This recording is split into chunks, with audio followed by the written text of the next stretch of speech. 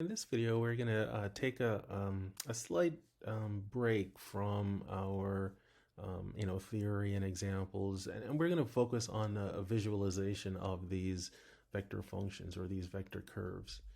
And I'm using the program Maple, and many of you've seen me use Maple in other settings, and it's very, very powerful. And the thing I like about Maple is that it allows us to visualize these kind of complex objects quite easily, right? And again, don't worry about the command. I just have several commands set up, and we'll just go through and execute each of them and then see what we get. These are all plots, so these are all pictures that we can look at and so forth.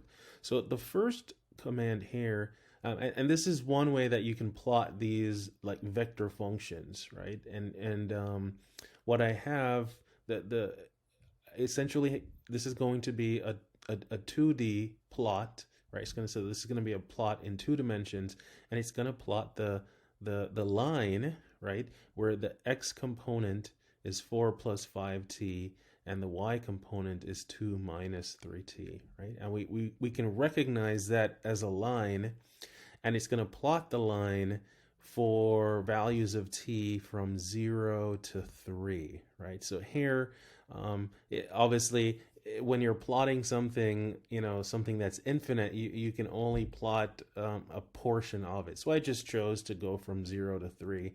And so let me go ahead and hit enter and generate the plot. And there it is, right? So there is the linear function, right? But this is a linear function that was given in vector form. The x component is 4 plus 5t. The y component is 2 minus 3t. And so for instance, if you look at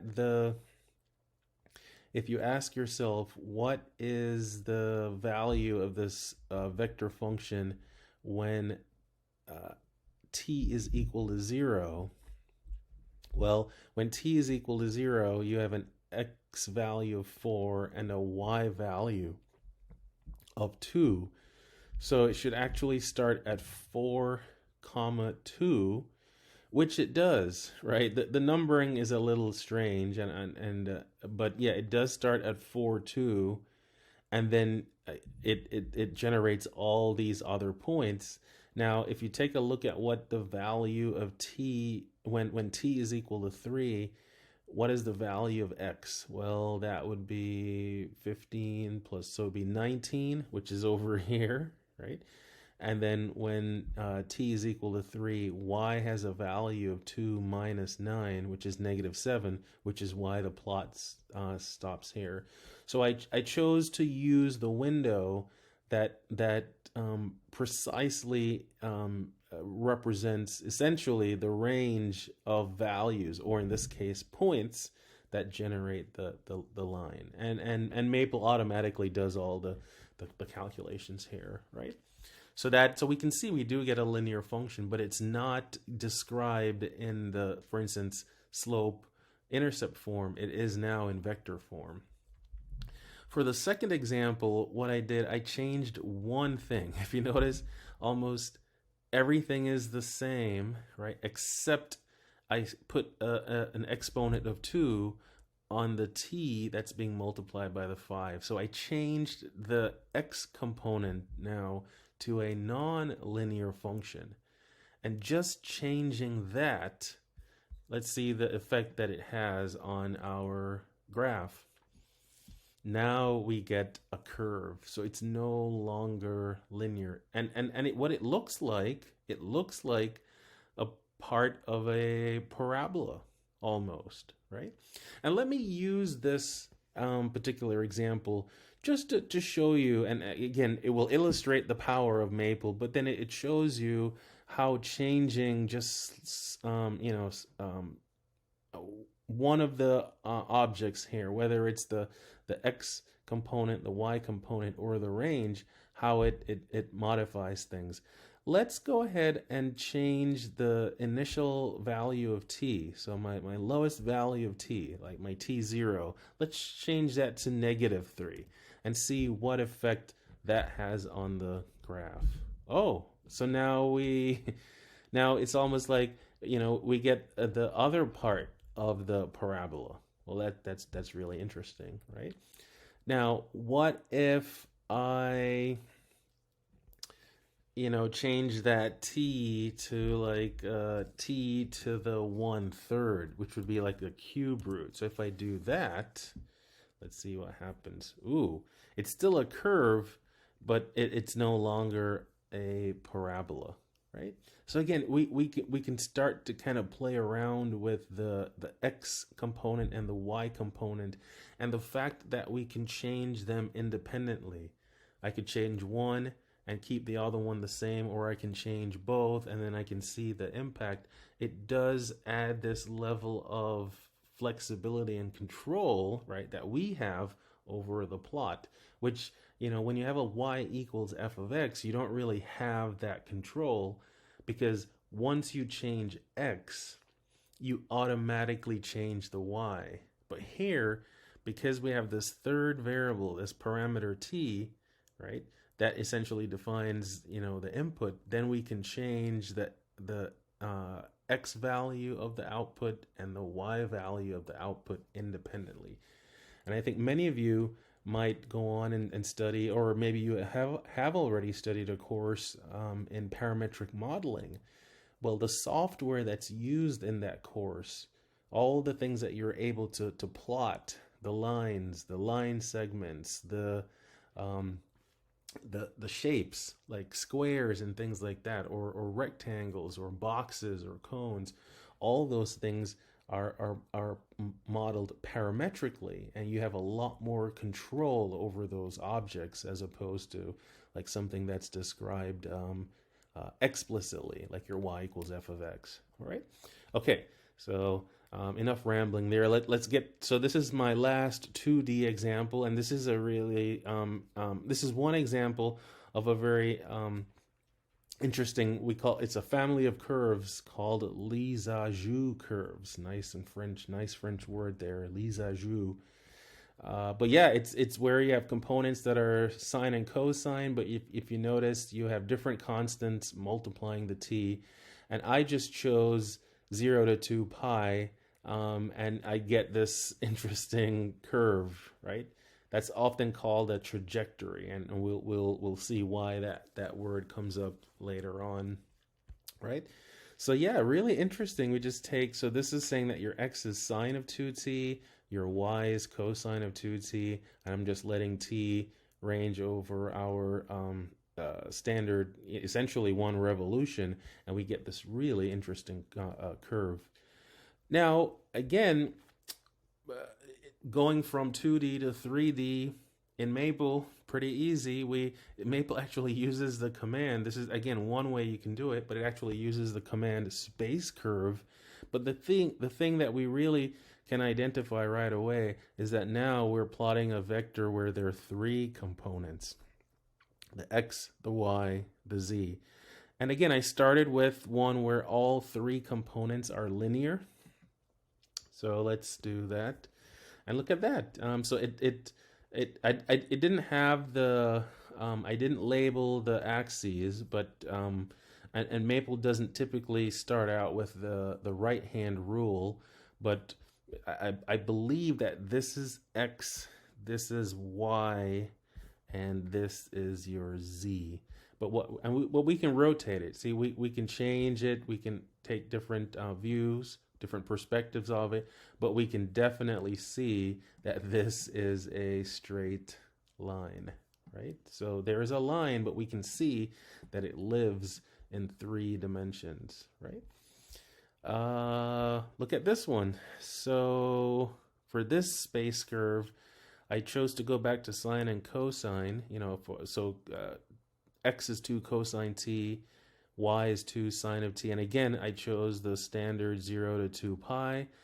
Let's see, for sure, this should not be linear, right? It should not be linear. And if you think about, what do we know about sine and cosine like this? It might be a circle, and there it is. It actually is a circle. And let's look down upon this. So this is like we're on at the we're standing on at the top of the z-axis, looking down at the xy plane, and what do we see? We see a circle traced out. But then to give you a sense that, yep, we are in space, we can see it. And here's another interesting thing. Here's the z value of 0. Do you realize that that circle is stuck at that z value? And the reason why it is stuck at that z value is because I defined the third component of my vector to be z equals 0. So this never changes. So what we're seeing here is essentially, it's not our unit circle, because you can tell that the radius is 2, not 1. But what we're looking at is a circle in the xy plane centered at the origin with radius 2, right? And going forward, we'll be able to identify those kinds of properties of these curves without having a plot. But I think it's good to see it, to see that, hey, this is really a thing, you know? It's not just made up, right? I might make up some stuff, but I'm not going to make up math, right? Okay, so let's see. We got a few more to go. Let's see what. So what did I do with this one? Oh, right. I kept the x and y the same, but what I did, I changed z, the third component, just to be t. So let's see the effect of that change. Ooh, now we have like a spiral. It's like a spiral staircase, and we're just going up and up and up.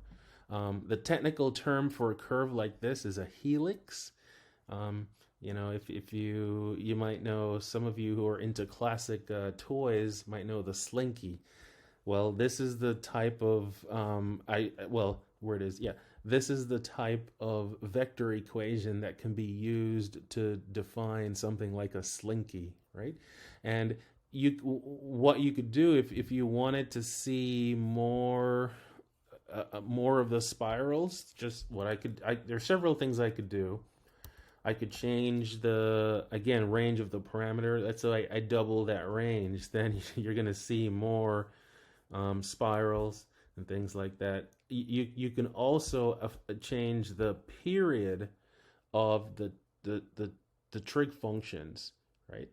And if I doubled the period, or I should not doubled the period, but half the period like this by multiplying by 2.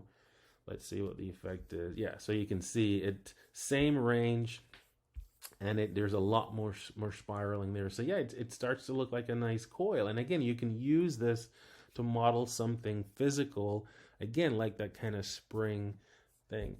Now, so let's say, so when I look at it, now you might say it doesn't look quite circular. Now what happens is Maple is plotting a lot of points. So sometimes the plot doesn't look quite as smooth as it should be. I can modify that, and I can add this option in the command to say, you know, use more points. I tell Maple to use like 10,000 points. And there you go. Now it looks nice and smooth, right? So yeah, we fixed that. When you look at it, again, from above, it looks, the cross section is circular. What if I wanted an elliptic spiral or an elliptic helix? What I could do, I could change it so that the coefficients are different. So if I made that a 4, look at what would happen. I have to do one. When I do that, I have to change one more thing. So now I'm getting more into the, again, don't worry too much about what I'm typing. Just focus on what impact it has. So if I do this, there we go. So it's a little tiny now, but you can see the cross section is elliptical as opposed to circular, but it still has that kind of helix shape. And I mean, we can zoom in if you're thinking that, oh, I wish I could see it a little bit more. There we go.